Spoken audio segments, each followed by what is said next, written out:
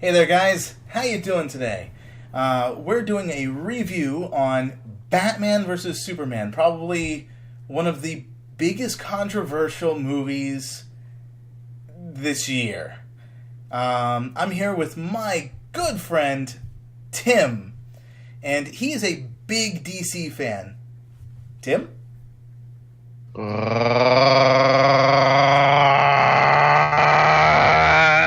Yes, hello. Hello. Hello. As you can see or hear, Tim is angry. Yeah, I kind of am. Oh, boy. All right, where do we even start? I'll let Nase start. He's the one who has the YouTube channel. He's the one who's going to lose all of his subscribers to the debate people who like this movie, which, okay, first of all, I'm going to tell you this, guys, right now. If you enjoyed this movie, I envy you. I legitimately envy you. You know why? Because I really wish that I could like this movie. Anyway, go ahead, yeah. Okay. Well, I'm also going to state this beforehand. There are going to be spoilers throughout this whole thing. So I'm assuming you guys have already seen this movie. If you haven't seen it yet, please, if you don't mind spoilers, then continue watching. If you do, just stop right now. So, to begin with, Batman vs. Superman dies. Right to the ending, let's go right to the ending. No, okay, yeah, go ahead. All right, so throughout the whole movie, the movie is just what it says it is: Batman against Superman. So it's showing the different perspectives of Batman and Superman. But let's start down with the negatives, because this is what everyone knows about. This is how.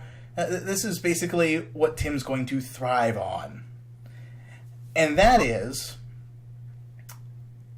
the characters themselves. Yep. Let's start with that. Okay. Yep. All right. So I'm gonna get this out of the way right away.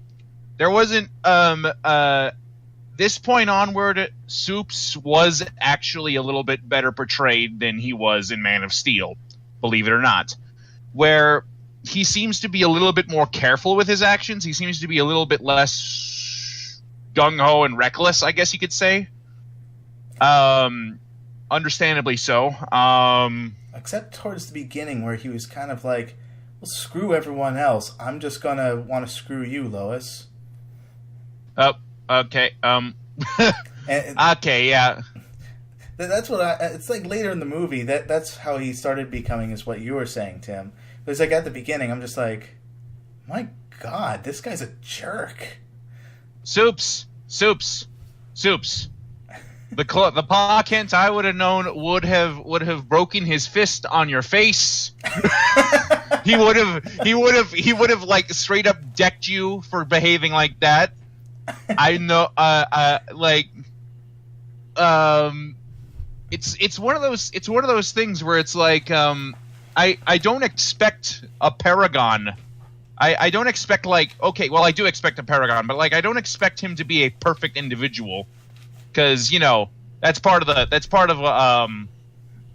Superman doesn't have to be perfect. He just has to act like an actual decent human being, or Kryptonian being, or. Which, it's like, you don't get a lot of that morality in this movie. You don't get a lot of his. You get this. I don't know. How do I put this? It's like he seems like he's moral, but he's not willingly moral. Where it's like he doesn't seem to have any joy in what he's doing. He just seems to do it because, hey, this is what I gotta do, rather than I like doing this, Yeah, exactly. And what else? But like, I don't know. He just seems to be so joyless in this movie, and that's kind of a big problem, especially considering the fact. Yeah. yeah. Superman's supposed to be one that you're supposed to look up to. He's supposed to be the sunlight. He's supposed to be the one that has the high morals, the one that always does the right thing, unless he's brain controlled or manipulated in some way. Which I will give it to the movie that when they tried to do that, they kind of pull it off pretty well with Superman specifically. Where he kind of subverted the manipulation by Luthor, and it was just like, "Hey, you gotta help me," to Batman, despite Batman beating the shit out of him. Yeah, I'll just tell you this: there are still some stuff that doesn't make I personally am kind of, I don't know, the actual fight between Batman and Supes, what led up to it rather, and them actually going to blows with one another. I'm kind of mixed on the circumstances surrounding the fight itself, mostly because it's it feels more like Supes just sort of lost his cool and let the fight continue. Yeah, I guess it does. Yeah, I could see that. Definitely, I could see that. Well, I mean, somewhat impatient. I'd be somewhat impatient in that situation as well. But especially if Batman is being an unreasonable dickwad. I wouldn't Okay, yeah, I would. You know what? Yeah, I was about to say I wouldn't say Batman's unreasonable in this movie, but yeah, no, he kind of is. Well, especially during the fight with Superman, the actual fight. I mean, at the beginning, it was kind of understandable where Batman would distrust Superman and how he wouldn't like Superman because of his power and all that. But just the way it ended up towards that point where he was like, I am not going to listen to anything this guy has to say. I'm going to kill him, essentially. And that's another thing. That's another thing. Oh my gosh. Okay, but so we talked about Superman. Let's talk about Batman's portrayal. All right, let's start with. All right, I'm going to start with some of the positives first. First of all, Ben Affleck, you did really good, dude. You did fantastic. I agree. I mean, for someone who's said to be such an okay, if not bad actor for a lot of the roles he's chosen for, his Batman, his Bruce Wayne, I enjoyed the Bruce Wayne version of him. Portrayed him as a playboy, portrayed him as that duality of his life. I loved it. I love that. Yeah, and when he's Batman, he's scary, yo. He's just he's terrifying. This is the first Batman.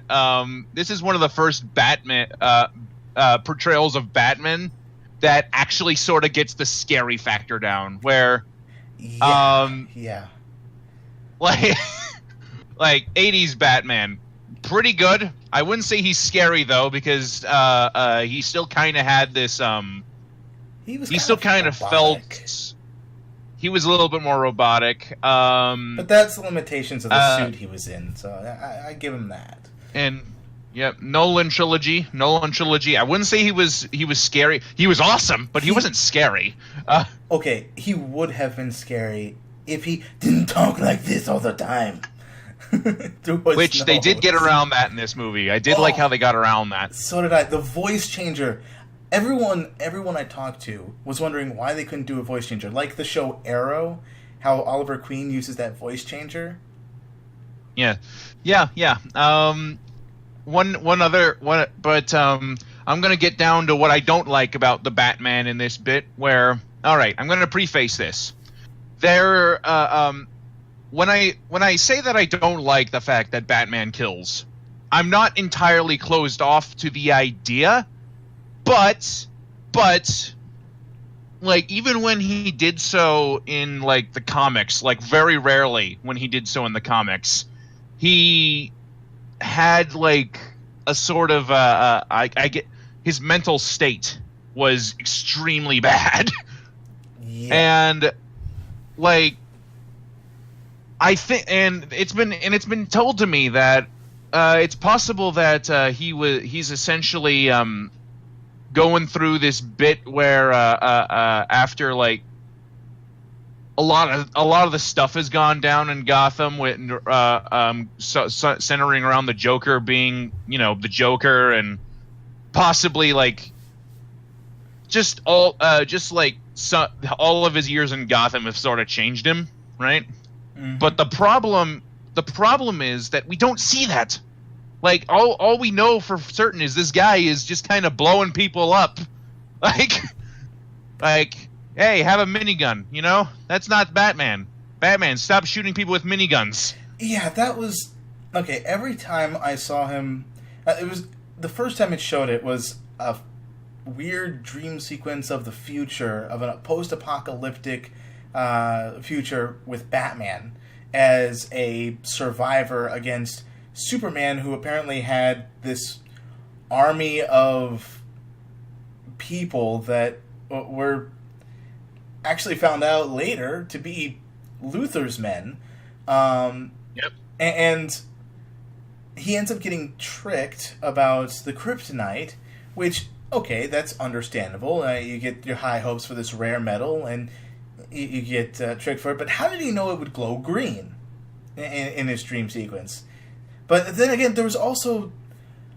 okay, so before that, what ended up also happening is he took guns and started shooting people without any remorse. But then... Yeah. There was this huge Easter egg of this guy, from I guess a time-traveling guy, going, "Am I too soon? Am I too soon?" It's like, what the fuck was that? I hope that's explained later, like in the next movie or something. I will just point out that you just sort of jumped around to 3 different points all at once. But anyway, actually, well, yes, I did, but they were all the same thing. That was all the same dream sequence. They jumped around like that. Yeah, it's like, okay, DC, we get it. You're building up Darkseid. Stop it. It's like, was the time travel Darkseid? That was the Flash coming back in time. Oh, that was the Flash?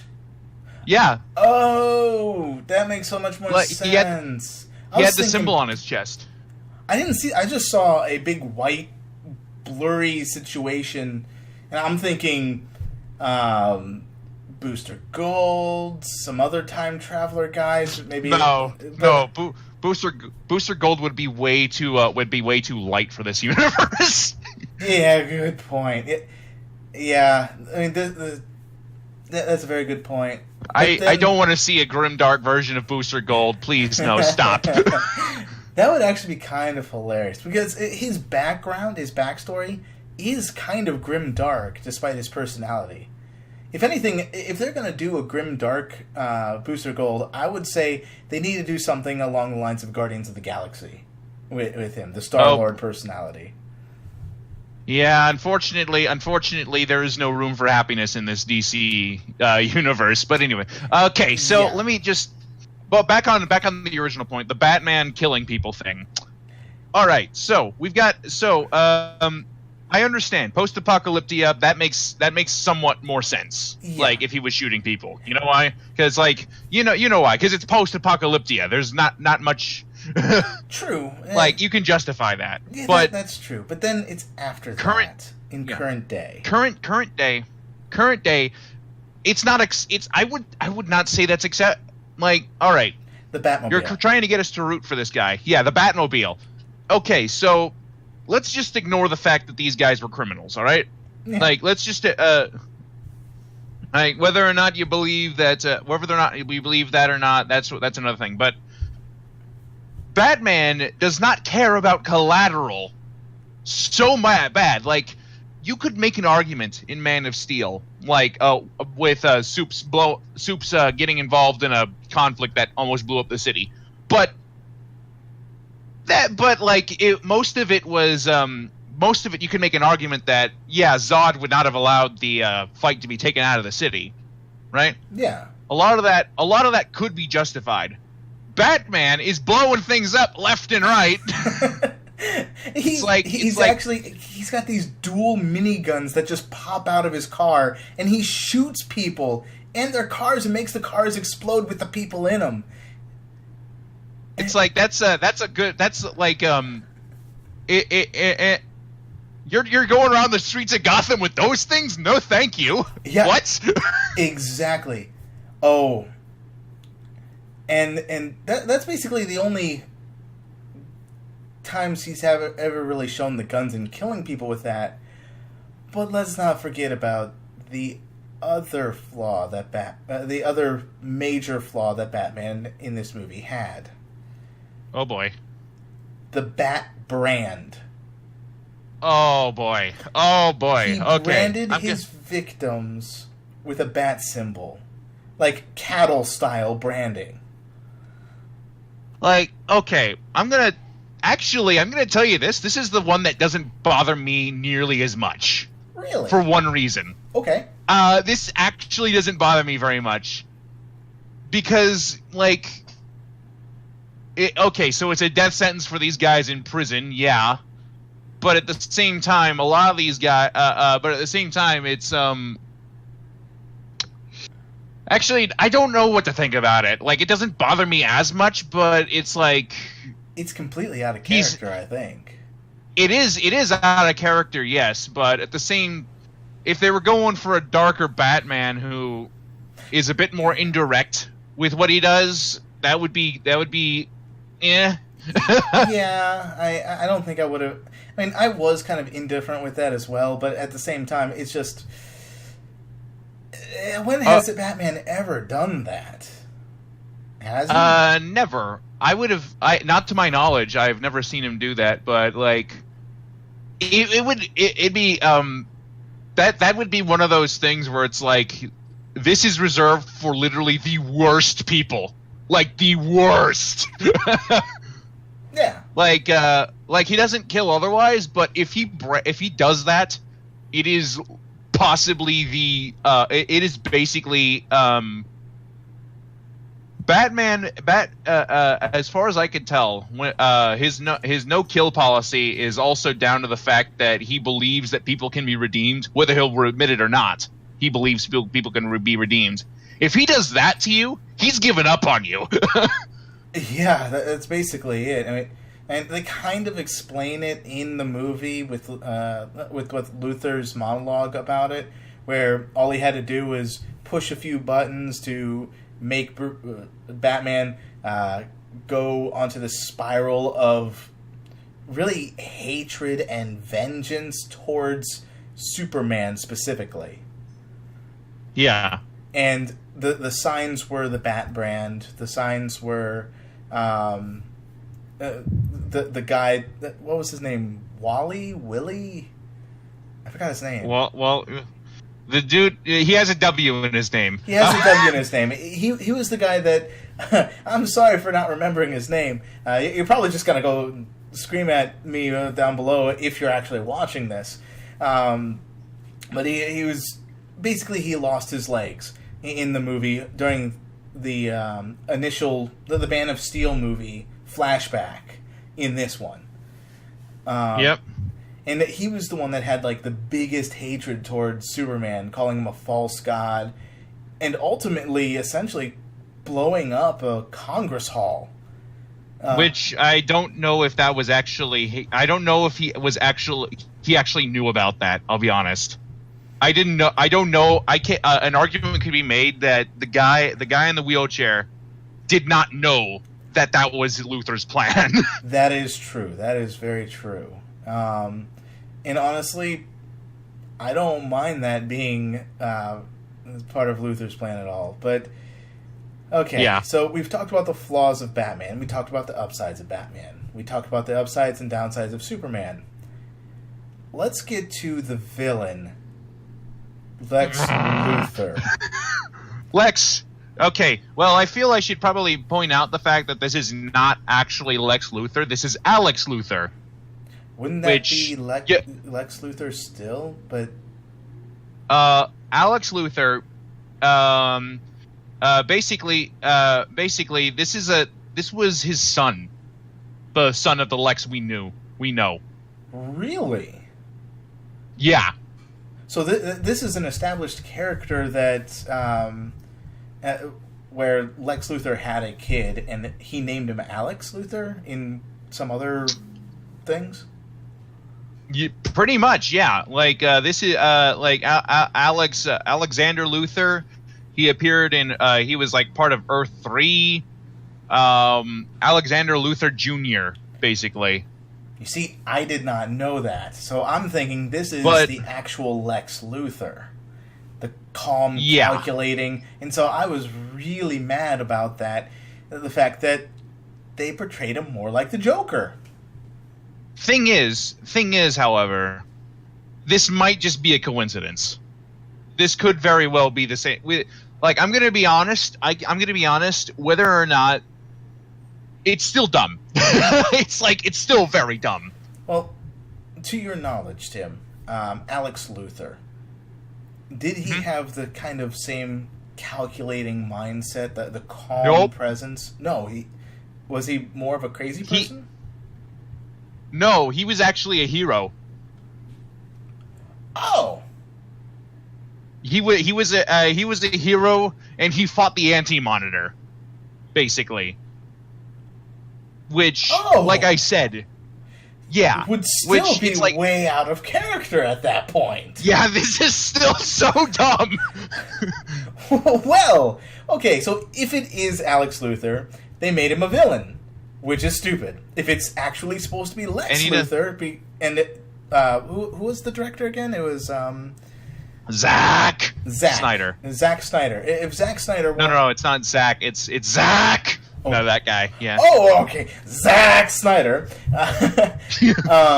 If he was actually going for that, Lex's real name is Alex, and just shortening it to Lex, then he was still acting like the Joker and not the calm, calculating Lex Luthor that everyone knows the shrewd businessman to be.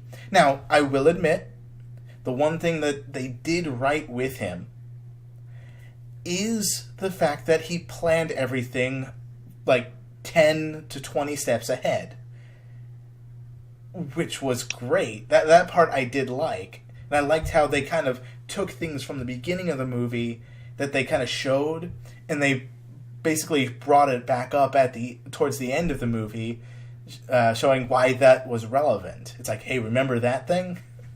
More like he was. I'm going to be honest though. Yeah, he was very good at planning, but his motivations make no sense. Yeah, his motivations are all over the place, it feels like. His motivation, he doesn't have motivations. He's just sort of doing. Which again, it's like Joker. Very Joker. More important. Yeah, and it's like one other thing that doesn't it suggests that he knows about Darkseid's coming. It's suggested that he knows that Darkseid is going to come over. Why would you kill Superman? If you're trying, if you know that this guy, show Darkseid. This guy, okay. See this guy here, that guy there, that guy. He blows up planets like, he's scary. If you know this guy is coming to your planet, why would you kill the strongest dude on the planet who will totally fight him for free? You don't have to pay a cent. Why would you get him out of the way? Are you serving Darkseid? If you're serving Darkseid, then why are you serving Darkseid? You're Lex Luthor. You don't serve anybody. Pretty much. And that brings on to the fact that I think the ultimate motivation for it, outside of the whole... And I had no inclination that they knew about Darkseid or anyone or anything like that, on my opinion, from when I viewed it. They've been dropping hints all the time because Lex was at the very end. Lex was going, something's coming, something worse is coming, that sort of thing. And in the post-apocalyptia scene, those dudes who were floating down with the wings? That one. Parademons. Oh, so I knew I've seen them before. I just didn't know what they were. Yeah, those were Darkseid's dudes. Those were his Okay. minions. Okay. Which suggests in that universe Soups was somehow a lieutenant? I don't know. Yeah, that's possible. Well, the biggest question is, how would it be in a dream sequence for Batman? It's like he's seeing the future, and it's like, so they kind of need to explain about that, and I think they might explain that in one of the following movies that might be associated with this, because this is such a split movie. People love it, people hate it. I mean, I'm gonna tell you right now. I don't they better drop Zach off like a sack of potatoes. We need somebody who's willing to explain what's going on. It's like, okay, I'm gonna that's oh boy. Okay, anyway, okay, so we explained about 3 characters that now the 4th character, and I think there's going to be 5 that we should talk about. So the 4th character is one that some people were happy about, some people weren't. Wonder Woman. Wonder Woman, we didn't have enough of her in order for me to gather a good opinion on how Gal Gadot is playing her. But I gotta say, from what we've seen so far, they did not dumb her down in the least. Oh, not at all.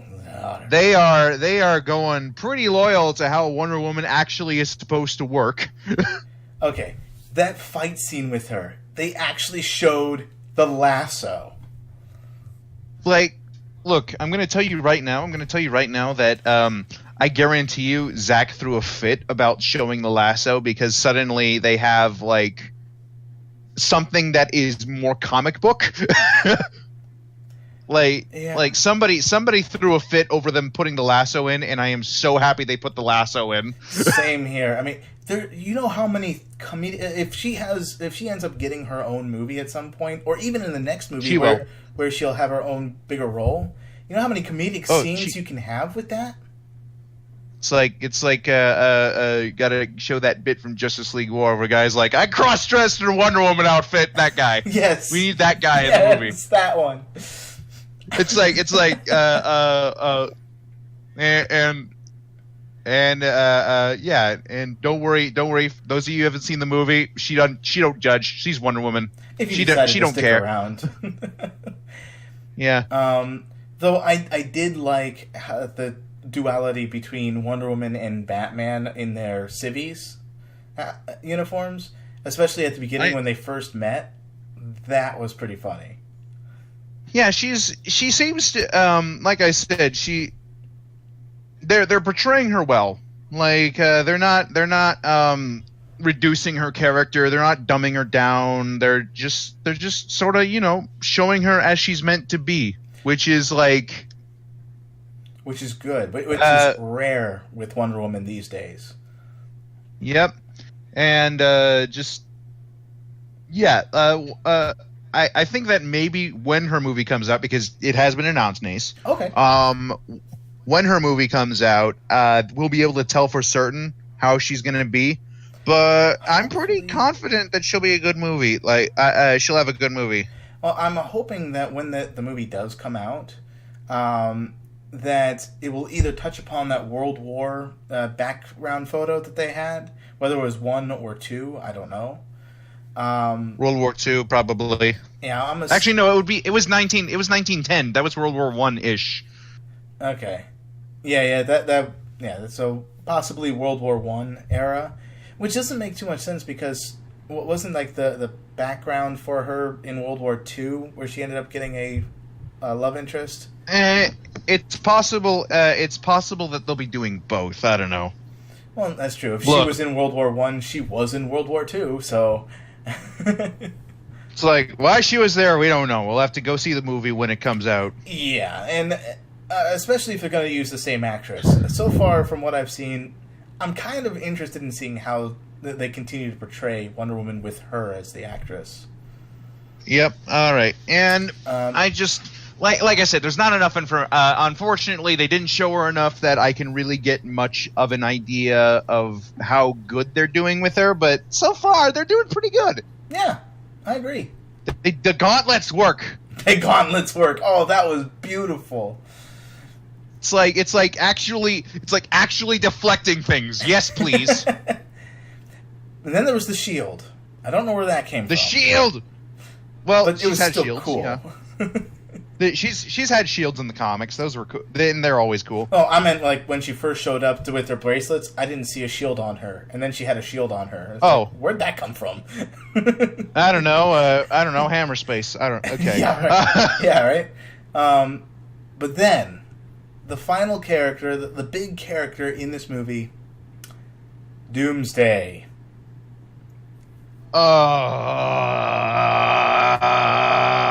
Okay, back to the rage. Back to the rage. All right, here we go. Okay, I could forgive Lex being a little bit silly as far as his motivations are concerned. I could forgive Batman being a murderous psychopath, and to some degree, I could forgive Superman not acting quite like Superman. But why? Why would you Doomsday this soon? Okay. Doomsday. Look, I'm going to tell you right now that the way they use Doomsday in this is so dumb. Like, all right. So you've got this. You've got Lex, buddy. What was your plan with this thing? Legitimately, what was your plan? Because, all right, it was going to kill Superman. Fantastic. But you didn't have any way of controlling it. Now, that he didn't fully know at the time. I assume that I'm guessing that he thought he could control it since he created it. I was doing air quotes since you can't see. It's like, yeah, gonna toss Zod's corpse into a little pool of brown. Gonna toss Zod into the brown, and then boom, I'm gonna get a thing. Oh, and with the thing, it'll totally follow what I do. We're gonna toss Zod into the brown, and then cut my hand and put my blood all over him.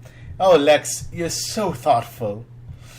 Lex, look, I'm gonna tell you right now that it's pretty dumb that he thought that he could just sort of like sit there, control the thing, because it's like, why would you trust that? You don't trust anything Kryptonian. Well, he did trust kryptonite. He did trust kryptonite, but that's a rock. That is a rock. You can trust a rock to be a rock. You can't trust an all-powerful super monster to Yeah, but isn't it a rock that's supposed to make Lex bald as well? Yeah, that was supposed to be what it was. Yeah, you still can't trust that, but you can still trust it to be weaponized. Yeah, pretty much. Oh boy, and here we okay, and the thing is, he began incubating these things before Superman fought bats. So if bats had succeeded, he would have this super monster thing that he wouldn't know what to do with. Pretty much, yeah. Basically, Superman is considered a god in this movie, and if Doomsday goes and kills the god, the one that's supposed to be able to beat him, then what you gonna do with that? Yeah. Doomsday, it's like, great job, Doomsday, you did your job. Doomsday turns around, looks over at Metropolis. Doomsday, no. Doomsday, stop. Doomsday, no. Heal, boy, heal. Okay. And then they couldn't resist. They could not resist. They couldn't do it. They pretty much leveled a portion of Gotham.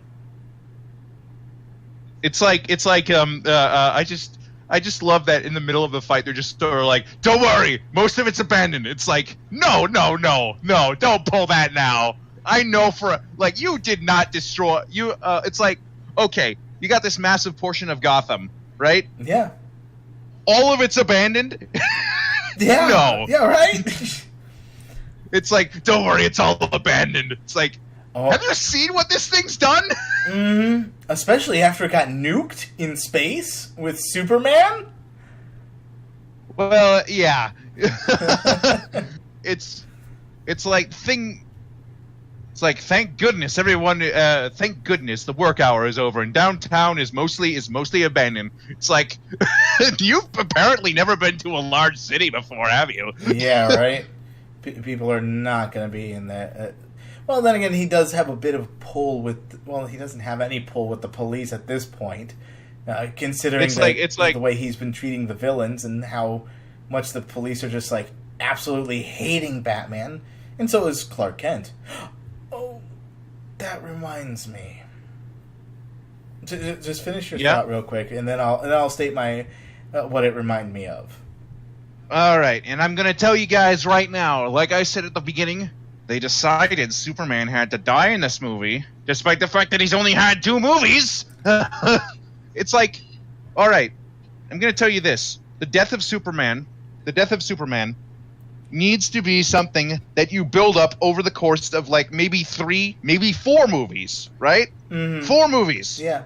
Like you get maybe like, you got Zod, boom, you got Zod, boom, you got Lex. You know, you could have Lex come back. Yeah. For the other movies if you needed supplemental villains, and you could have like, I don't know, Brainiac, and of course you got Darkseid for the Justice League film. Yeah. Doomsday is Soup's ultimate threat. Yeah, and you just throw it out right at the beginning and kill it.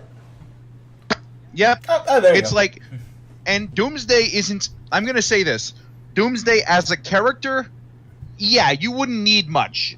You wouldn't need much in the way of screen time for Doomsday because it's a force of like a hurricane doesn't have personality. It's a hurricane, Yeah, pretty much. Doomsday is a force of nature. You wouldn't need to develop an entire movie with Doomsday, but like, so maybe that's why they chose him. I don't know. It was easy to throw in.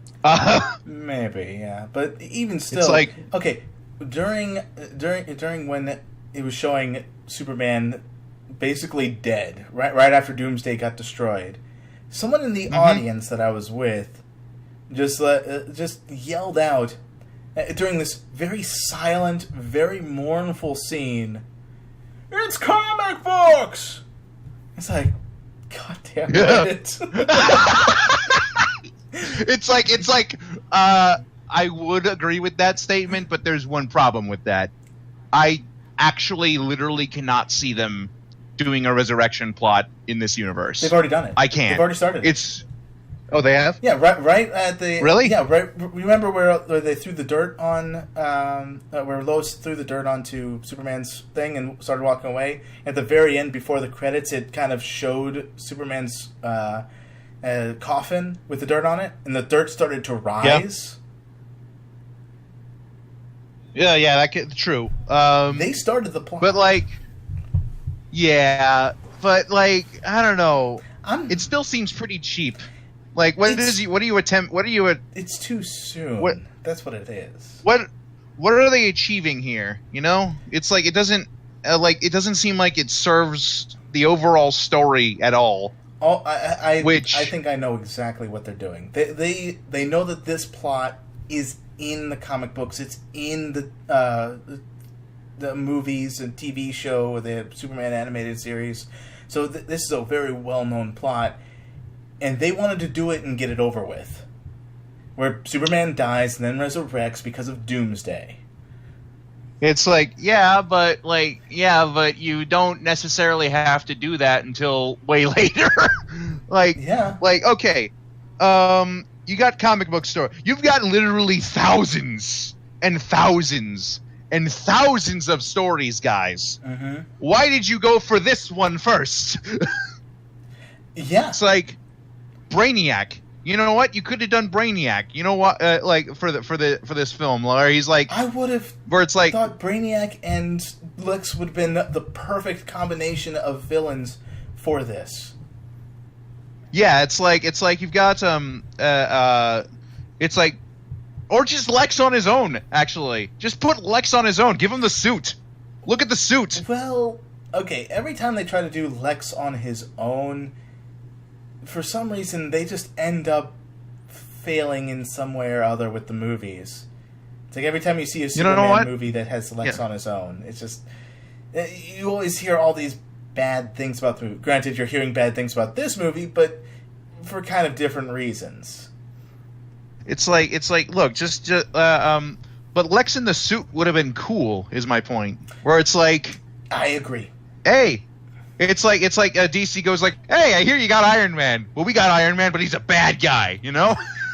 Well, I think they did and he that can with fight Batman. Superman. I think they did that with True. Batman, and they only had budget for one iron suit. Oh, don't give me that. It's like, this is Warner Brothers. They've got money to burn. Yeah, that's true. Which they do burn they it. They literally burn it. Yeah. Oh, you're showing our stuff? Burn. It's like, oh, watch, this video is going to be taken off of YouTube just because I said that. Quick, show that scene in Dark Knight where Joker just sets the money on fire. just that right now. There it was. Yeah, there it is. Oh, yeah, there it is. Hi, Joker. But it's like but you got this massive oh boy, but yeah, Doomsday. Bad idea, guys. Why did you do this so early? Yeah, actually, you know what? Don't put Doomsday in a Superman film. Put him in a Superman film, but bring the rest of the Justice League in on that. All of them. Yeah. All of them. And then you see, and then it's like most of the movie is just the Justice League trying so desperately to bring this thing down. Exactly. That would have been so much better. And they kind of did and it, apparently just not everyone. It's like, you want the wanton slaughter, Warner Brothers? Boom! You've got so many people you could kill. Pretty much. It's like imagine like an entire Justice League film dedicated to fighting Doomsday. Yeah. Where it's like we've seen the Justice League. They can take on like gods. They can take on demons. They can take on like Batman himself can do it on his own with his one arm tied behind his back. Any of those things by themselves. Hell, let's not get it carried away. But anyway, well, that's what Batman Brave and the Bold has taught me. Well, true. Look, if you can be Batman from Batman Brave and the Bold, be Batman from Batman Brave and the Bold. Pretty much, yeah. Or be Aquaman. Be Aquaman, actually. Yeah. That reminds me of a story. Okay. That reminds me. What did you think of the random cameos that came out of nowhere? Are you talking about the heroes that... The other heroes that are totally coming. Okay. So, I wanted to touch upon that later, but let's touch upon it now since you brought it up. Yep.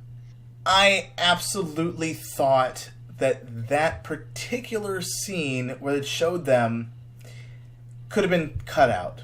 And that just had a... absolutely. Because it was 2 minutes of complete filler going, hey, look at these guys that we're going to have. Here's their quick origin stories. And you could have saved that for the next thing.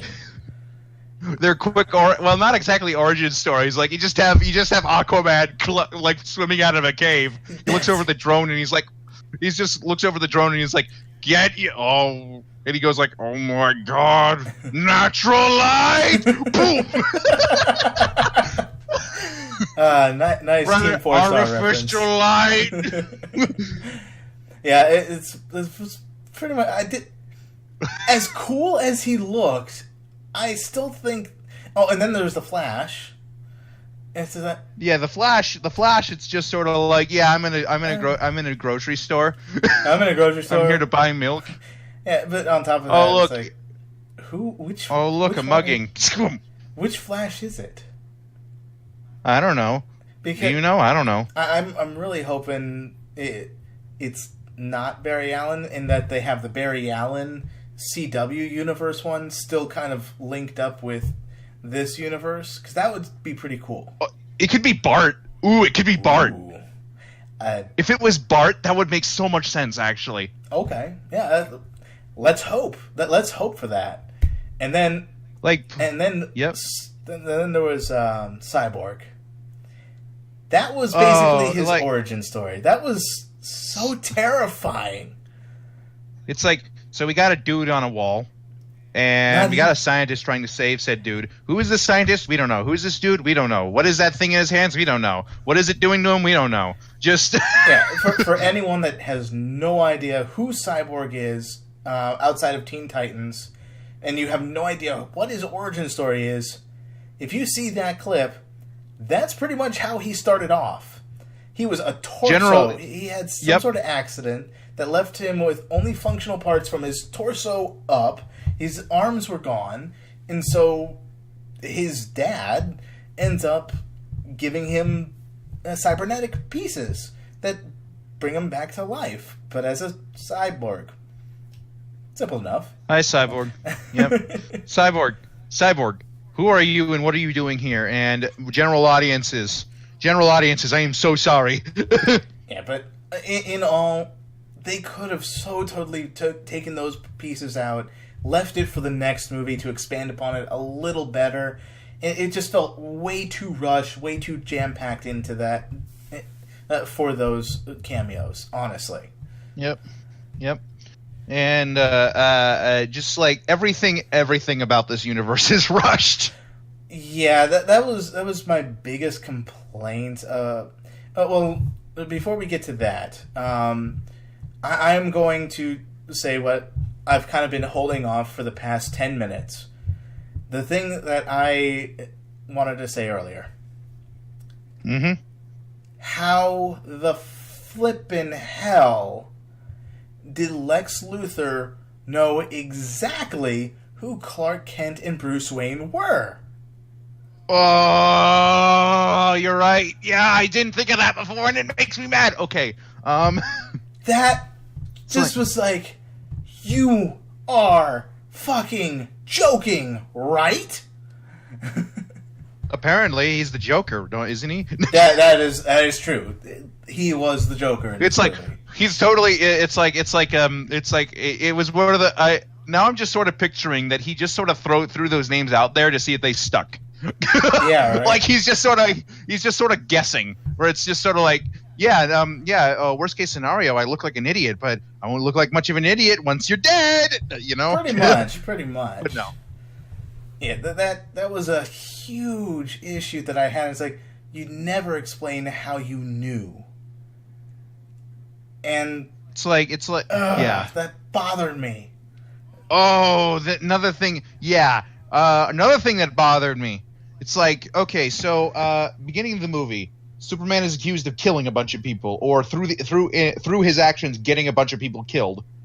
All right, so here's the thing: Superman goes in, diffuses a bad situation, gets out, people get shot. Right? Okay, how is it his fault when okay, so this bad stuff happens? All right, yeah, that bad stuff was gonna happen.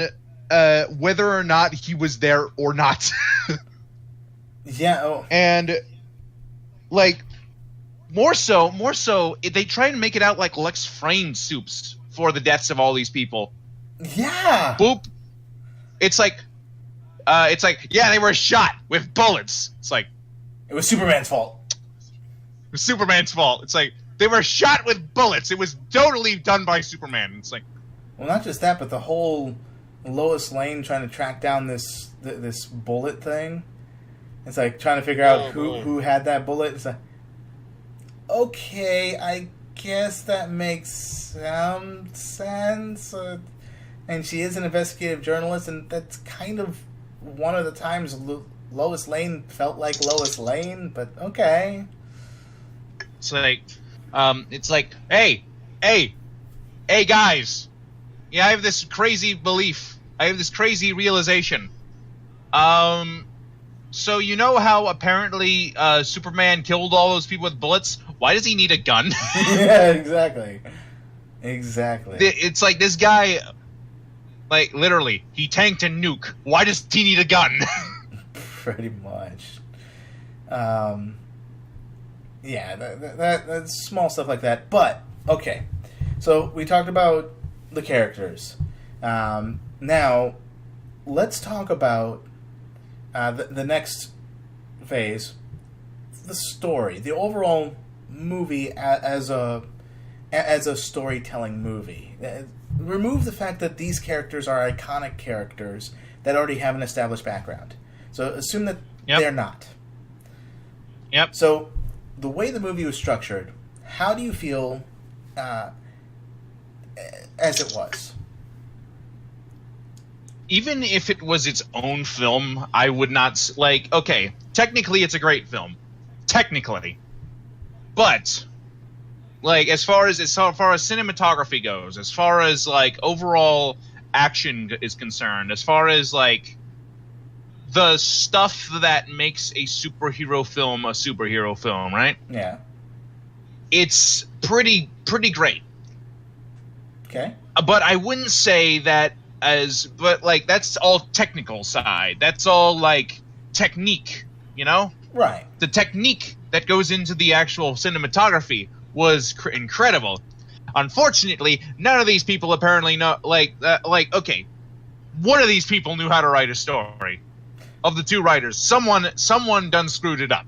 But yeah, of the two people who knew how to write a story, there was like of the two writers, there was only one who actually seemed to know be interested in making a cohesive story. Like I don't know, because a lot of it just doesn't make any sense. Whether or not these guys are, like what, for example? Well, Lex's motivation don't make no sense. Yeah, it is all. A lot of these characters make these broad and sweeping assumptions. Yeah. Like, but given actually, I would even But given in their shoes, like I would you make those assumptions yourself? In a lot of these cases, no.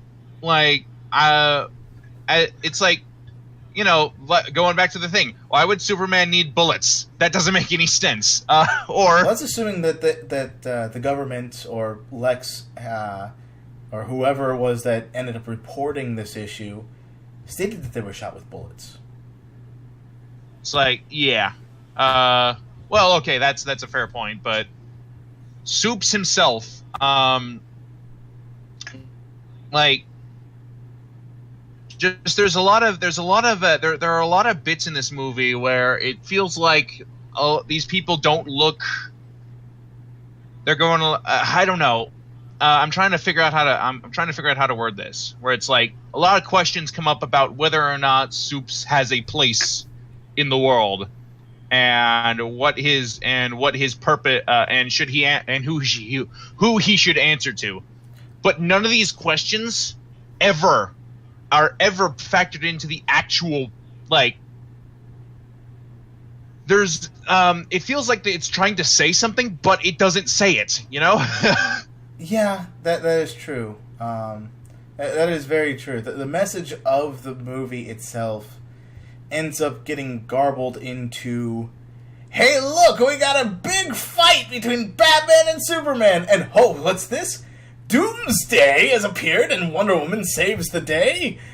But no, wait! Superman actually saves the day by flying with kryptonite. What? It's like by the way, that still, like, there are so many ways that could have been avoided, like, Wonder Woman catch! You know? Pretty much. Or it's Lois, like, you know how to, like, it's like... Though I did like the fact that in the middle of fighting Doomsday,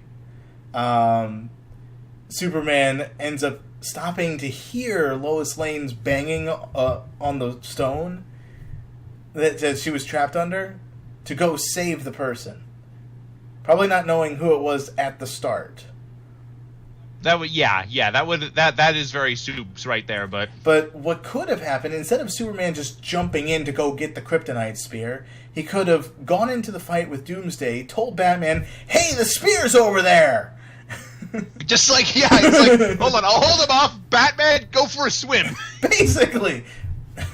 It's like, don't worry, you're fit, like, you're not really doing much anyway. Pretty much. And that's what I expected to have happen, was that Batman ends up going to that area. But it's like, it's like, Wonder Woman, catch! You can throw spears.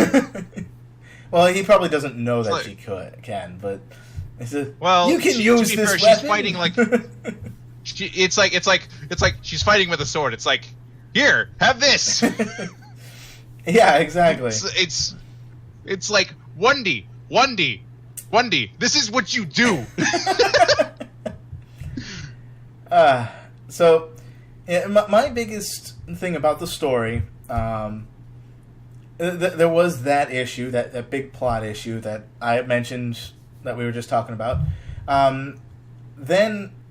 But I did like how they brought up some things, as I said earlier, and then explained them later on. Like the fact about the kryptonite. And how... Oh, yeah. And how Lex could not bring it into the States. But he convinced Batman, Bruce Wayne, to get his hands on it using his own finances to get around the law, essentially. The law. Yeah, and... But yeah. Like I said, there were two writers working on this, and that definitely shows where one writer was definitely more clever than the other. Yeah. Because, like, one writer built the plot holes, and the other one kind of built really cool threads between the two. Like, for instance, another one. Both Superman and Batman's mothers are named Martha. Oh, no, that's not a plot hole. I looked it up. No, that's a link. That's a link, what I'm saying is. Yeah. That was amazing. I loved that. Where it's like, oh, where that's like the moment Batman goes like, oh, I might be in the wrong here. That was amazing. It's like Batman has his foot on Superman's neck, choking him, and Superman says like, "Martha, we gotta save Martha," and Batman's just like, "What? How do you know that name?" It's just like, yeah, that's my mom's name. That's my mom's name too. Like, buddies. it's like that's my mom's name, but that's my mom's name, and then they come to the conclusion that it's like, oh no. Well, my mom's dead. Oh so. Boy. It's like, does that mean no? My mom's dead. Oh, okay. Sorry for your loss. Yeah. Oh, but still. Oh man. No. Yeah. Okay. So now the biggest thing that probably caught everyone off guard. The beginning when little kid Bruce ends up in the cave. That made perfect sense. But then he started Jesusing up with a tornado of bats as he's flooding. That was a dream. Yes. That was a dream. But I'm pretty sure it confused everyone at first. It confused me at first. And I'm just sitting there going, please let that be a dream. Please let that be a dream. It's like, yeah, I'm sitting there like, oh no. Oh no, is this what we got to work with? It's like, oh boy, this is going to be a good one. Yeah. But when it was revealed as a dream, I was just like, thank God you made that a dream. It's just sort of like I just picture Zach shot this scene.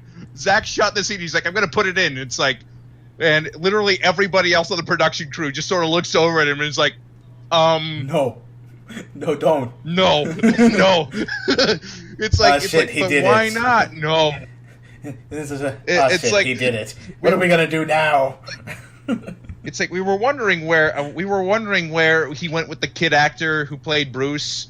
He went with the kid actor who played Bruce like 2 cameramen with the camera, and like a big box full of bats, and we didn't know what he was going to do with it. Yeah. But they did. They did very well to just basically tie that in symbolism and all that. Symbolism, yeah. High film brain. No, but anyway. So yeah, that's pretty much the majority of the movie that we could talk about between the good and the bad sides. I think. Is there anything else you could think of? I can't really think of much other than okay, I'm going to tell you right there. I'm going to I don't really know I can't really think of anything, but I'm going to tell you this, a little bit of a final closing thought. Mm-hmm. If you're trying to make a depressing spot in the movie, make sure that the entire movie isn't just depressing. It's like, that's a very good point. Though didn't Zach say Zach? Yeah, that guy. Say that in a tweet or some sort of message that he wanted this movie to be designed as a drama, and basically a superhero action drama. And he didn't want to be constrained by the normal conventions of these are what the established rules are of these characters. He kind of wanted to break the mold.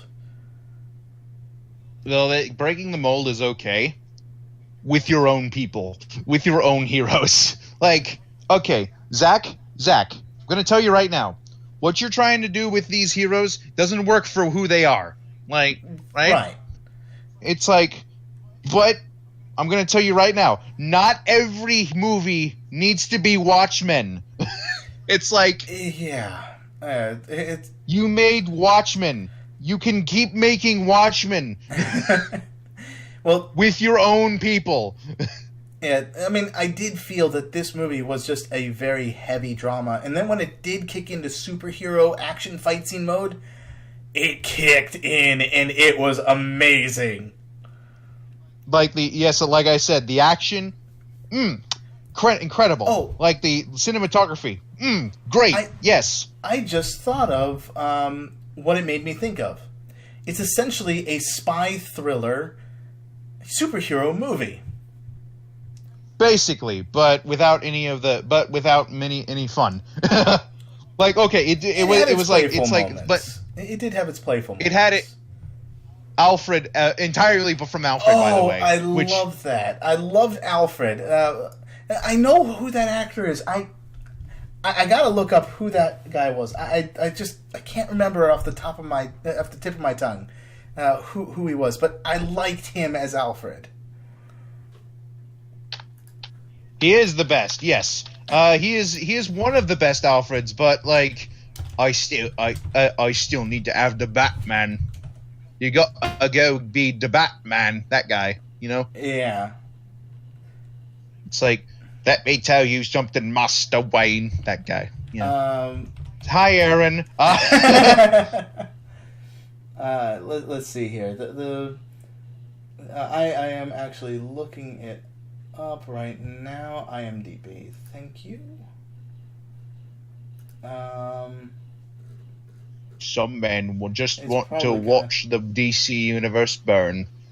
Jeremy Irons. Jeremy Irons did a great job. Jeremy Irons. Well done. Yes, Jeremy. We'll remember your name from now on. That's your reward. We remember your name now, Jeremy. We'll hire you. Yes. We'll hire you for the inevitable whatever title we name our comic movie.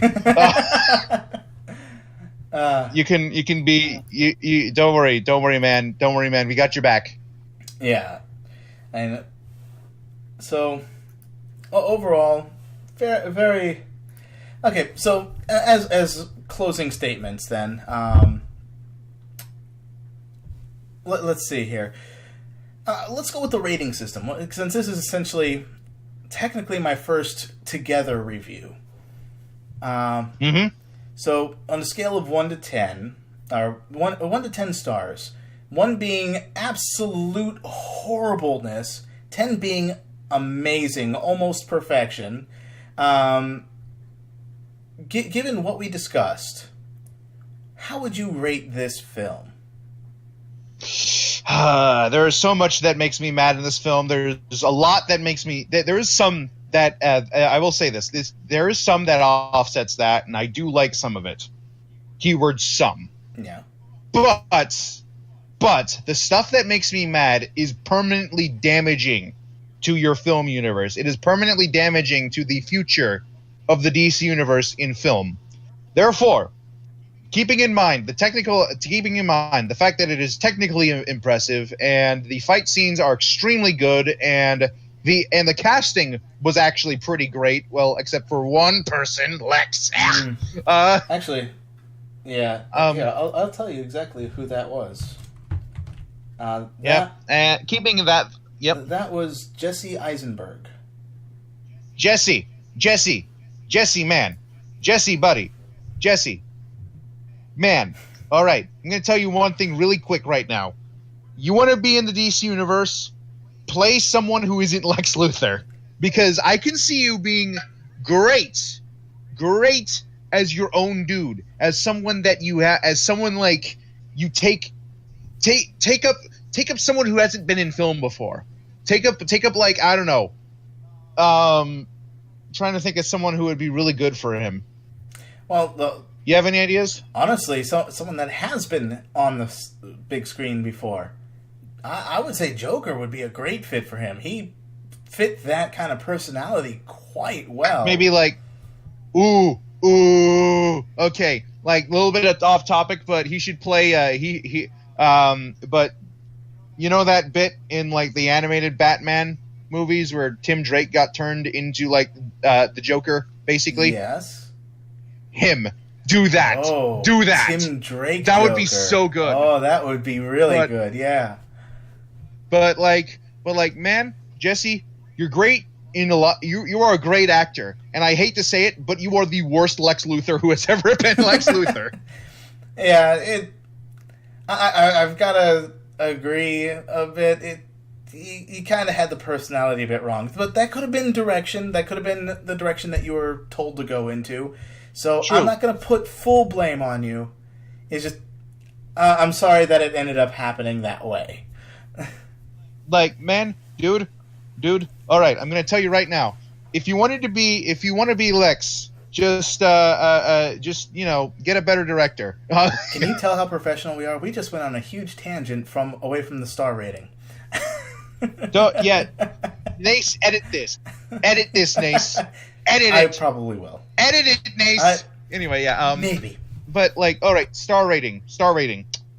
I will give this a 4 out of 10. 4 out of 10. Technically impressive, but the substance that it needs in order to be a good movie is just, like you have a wonderful cream on top, but then you open it up and it is literal, and it is just sort of like for some reason there's some bolts in there, and like you got some bolts in your cake. And I think maybe that might be like some magic cards. I'm not sure. And also a copy of Frank Miller's The Dark Knight Returns. Beautiful. I don't know how you fit that into a cake, but whatever.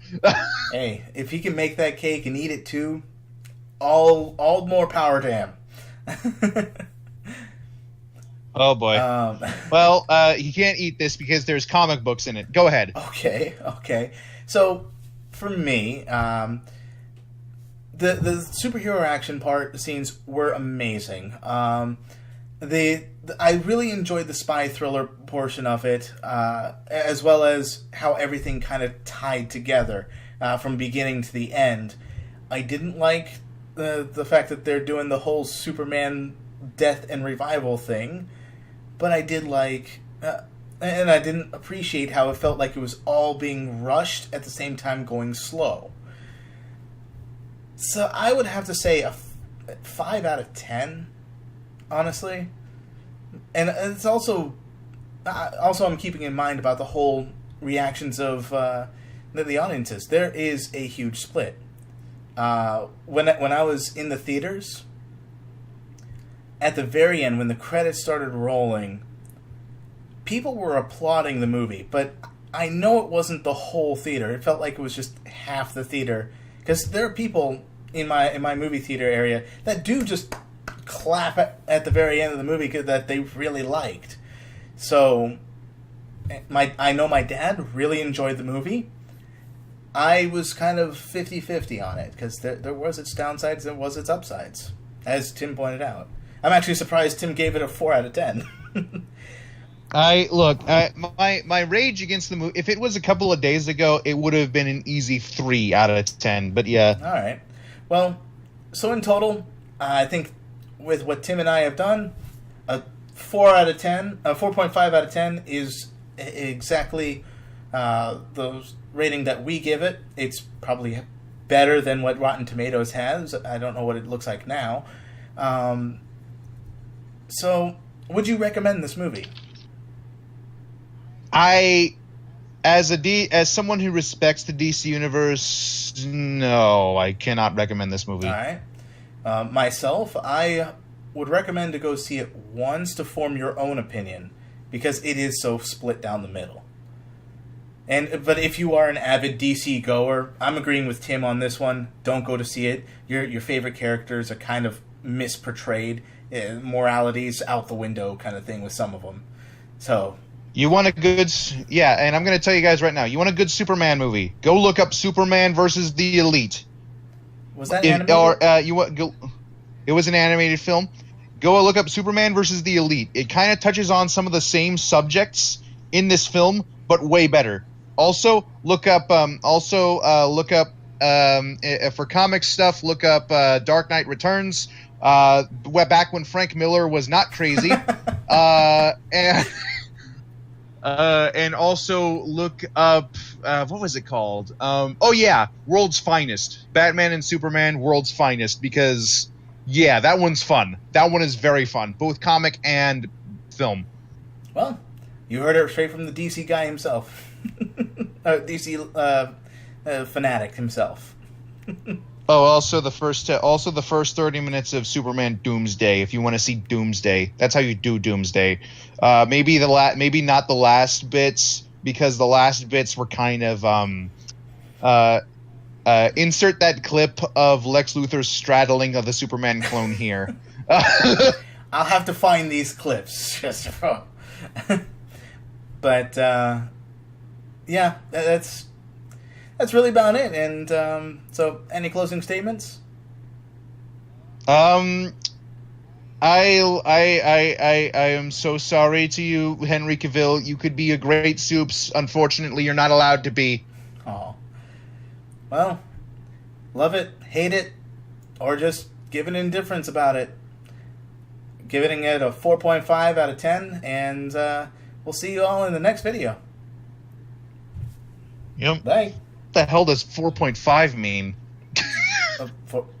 You gave it a 4. I gave it a 10. I gave it a 5. So average to 4.5. It's like, oh, okay. Go ahead. I just want to point out that's the last thing they hear. It's like, what the hell does a 4.5 mean? That's what it should just be ended on. This will just be those credits rolling, just like by Nase Abber with guest star Tim, by Nase Abber, edited by Nase Abber, all this Nase Abber. Or Sean, I should say Sean Outry, because I'm doing this as myself. Also put in the credits, ate all my food, Tim. Ate the guy who received free lunch, Tim. And guest starring the guy that serious, got I want free lunch. Well, next time we're together, I'll get you some lunch. Okay, that sounds good. No, don't actually do that. I would. All right,